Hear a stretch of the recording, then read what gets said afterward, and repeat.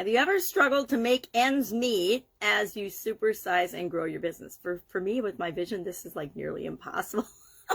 So today, our idiom for Supersize Your Business, Sharon Horne-Ellstrom here, is to struggle to make ends meet. Now, if I think back over my life and my career, there have been times when I have struggled. One of the worst feelings in the whole wide world is when you're sitting in your office all alone, building your business, wondering how you're going to do it all, number one, and how you're going to pay for it all, number two.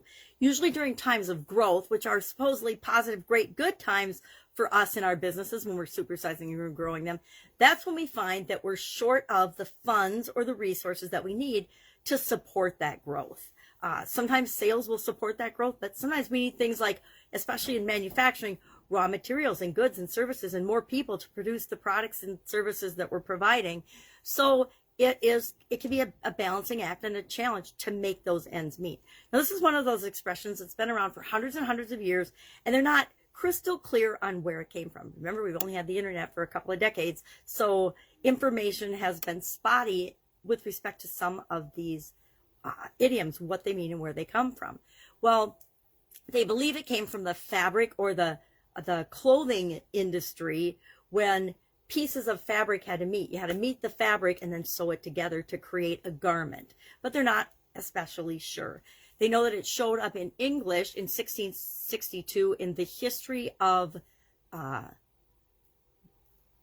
can't remember. Oh, the history of the worthies of England was the name of it, by a church man, from the Church of England, a clergyman by the name of Thomas Fuller wrote that, the history of the worthies, and he used an expression that was to make ends meet, meaning to have enough money to support yourself, to have enough money to cover your expenses, to have enough money just to earn enough money just to live on, is to make ends meet, to struggle to make ends meet.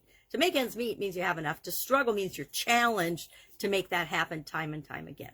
How many of us know people still, no matter where we are in our life, that live paycheck to paycheck, paycheck to paycheck? There was a huge challenge for millions and millions of people in the last couple of years, especially during 2020 and 2021, because they have been living paycheck to paycheck, and all of a sudden their paychecks went away.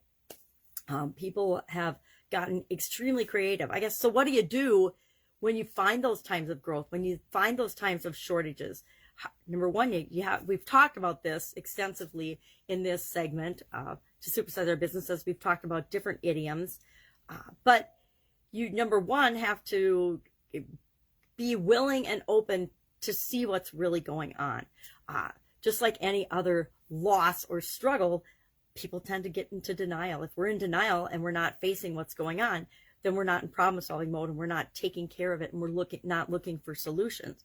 So the first thing we want to do is be realistic about what our current situation is and know what we want our situation to be. So that creates a gap that we then go about filling in many ways, by being creative, by looking for creative solutions, by finding different problems to solve, by breaking it down into bite-sized pieces so we can solve the problems. A lot of times we overwhelm ourselves thinking that we're struggling to make ends meet because of all of these things that we need to do. And when we sit down calmly and we actually look at the big picture, we realize we have plenty of resources to cover everything that we want to do. We can easily make ends meet, even during a growth and expansion period. And there's all kinds of creative ways we can go about that.